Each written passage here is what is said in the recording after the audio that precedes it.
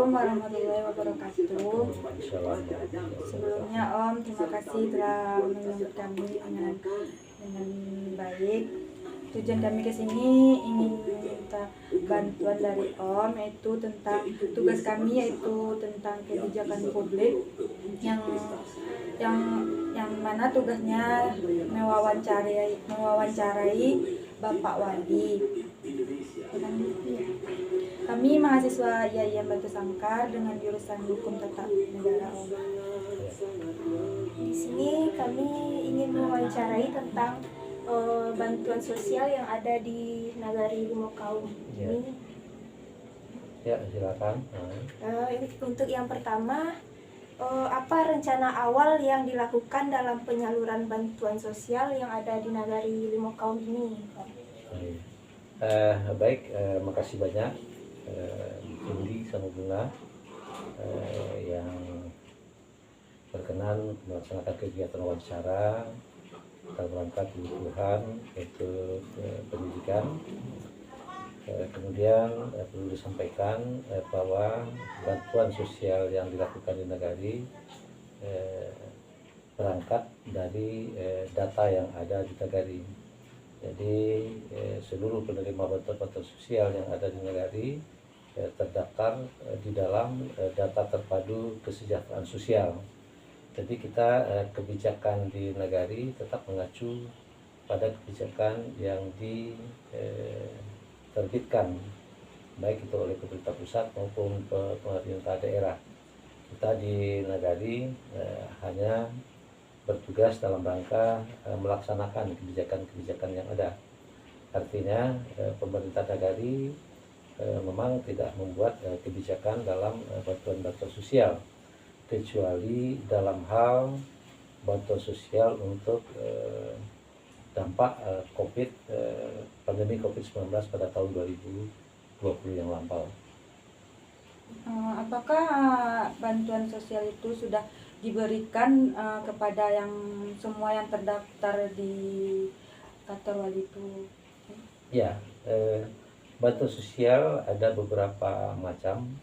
Sebelum adanya pandemi COVID-19, bantuan sosial kita dulu adalah bantuan dalam bentuk beras sejahtera atau rastra yang sebelumnya lagi dipopuler atau lebih familiar dengan sebutan raskin atau beras untuk keluarga miskin.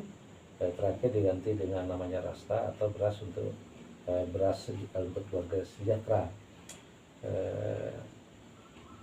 Itu yang pertama dalam bentuk raskin. Kemudian ada bantuan-bantuan sosial lainnya seperti PKH,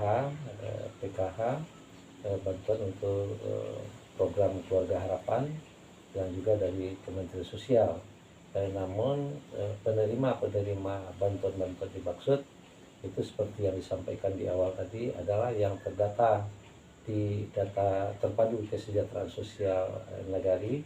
Kemudian dari data terpadu itu ada persentase penetapan oleh Kementerian Sosial, sekian persen yang terbawah itu masuk di kategori PKH atau program keluarga harapan, dan di persentase di atasnya, ya di atas yang terbawah tadi ada yang mendapat bantuan dalam bentuk bantuan pendidikan seperti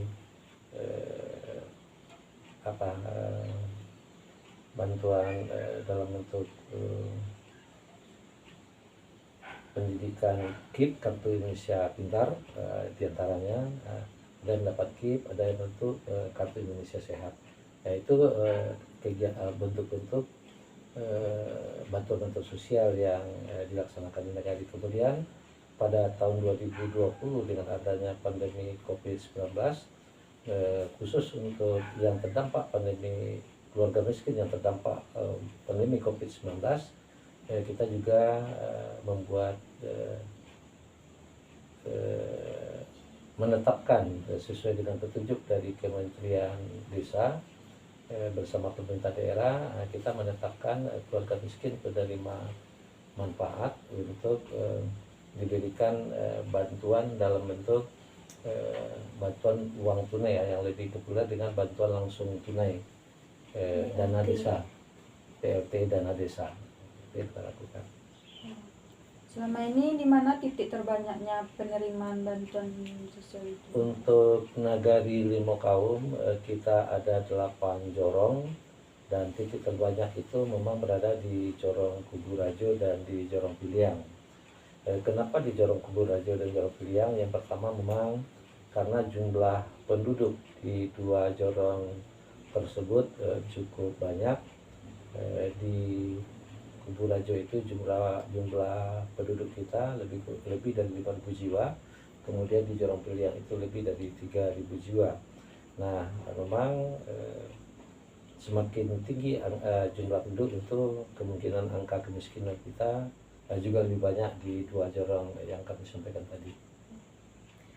Kira-kira Pak, sudah berapa banyak dana yang telah disalurkan kepada masyarakat Nagari Limakaum ini? Ya, kalau untuk dana yang disalurkan dalam bentuk bantuan sosial dalam bentuk Kartu Indonesia Pintar, Kartu Indonesia Sehat, itu memang adalah program nasional, jadi tidak disalurkan melalui pemerintah Nagari. Kita menyalurkannya kemarin waktu PKH, dan kemudian juga ada yang terlupakan tadi, bantuan sosial dalam bentuk bantuan rehab rumah. Itu juga kita berikan bagi keluarga-keluarga yang kurang mampu, yang rumahnya tidak layak huni. Kita berikan bantuan, dan setiap tahun kita mengalokasikan dana untuk kegiatan bantuan rehab rumah bagi keluarga yang tidak mampu.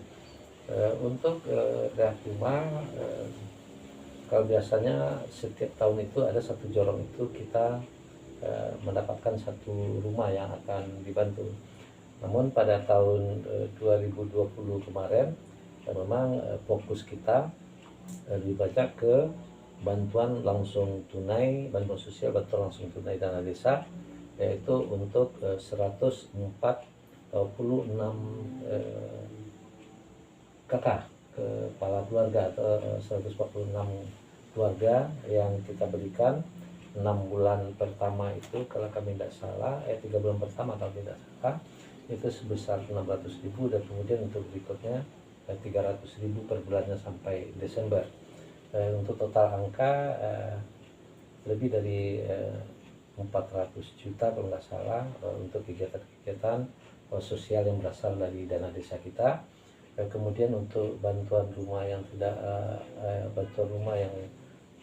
layak huni itu rata-rata 10 sampai 15 juta satu rumah. Jadi ada sekitar 8 rumah, 8 kali 10 ada sekitar 100 juta kita anggarkan setiap tahunnya. Di samping itu juga ada dana-dana dalam bentuk bantuan sosial, bantuan perumahan, itu dalam bentuk bantuan peningkatan rumah yang tidak layak huni, namun itu bantuan dari Kementerian Perumahan. Kita cuman melakukan penetapan calon-calon penerima, keluarga penerimanya.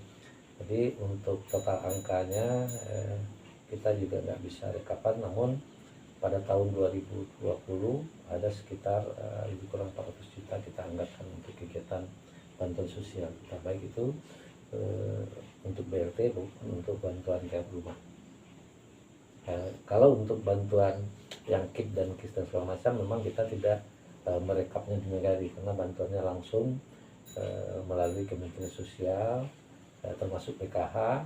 Itu PKH bantuannya langsung diserahkan melalui rekening yang bersangkutan. Jadi total berapa jumlahnya memang kita tidak punya rekapan. Namun yang pasti untuk PKH ada sekitar hampir 200 kakak kita yang masuk keluarga PKH di Nagari Limakaum. Selama penyaluran ini ada tidak kendalanya? Kendala yang muncul itu antara lain adalah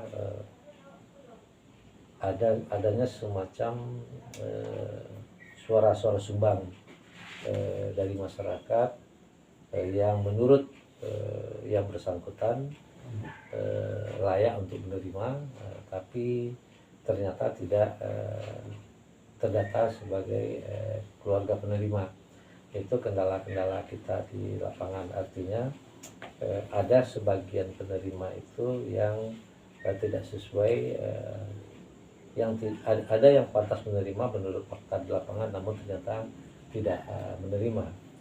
Kalau kendala-kendala lain secara umum tidak ada.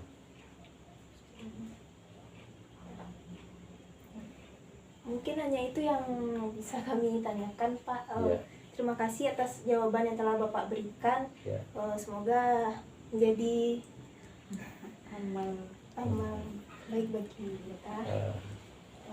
Sekali lagi terima kasih banyak, Pak. Ya, baik, terima kasih. Tapi untuk data-data akurat kita ada di kantor, bisa kita mintakan. Kalau untuk PKH kita punya fasilitator tenaga yang untuk PKH kita bisa mencari data akuratnya. Kalau butuh data akurat berapa jumlah bantuannya, karena untuk PKH itu kan berbeda, dia tergantung jiwa. Karena satu keluarga A tidak sama penerimanya dengan jumlah besaran yang diterimanya dengan keluarga B, karena jumlah anggota keluarganya mungkin banyak atau mungkin kriteria-kriteria lainnya yang harus dipenuhi sesuai ketentuan.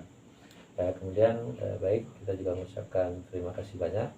Mudah-mudahan apa yang kita sampaikan dapat menjadi bahan untuk pendidikan, untuk kelanjutan pendidikan anak-anak kami berdua, dan kita yakin dan percaya mungkin banyak kekurangan dalam hal penyampaian.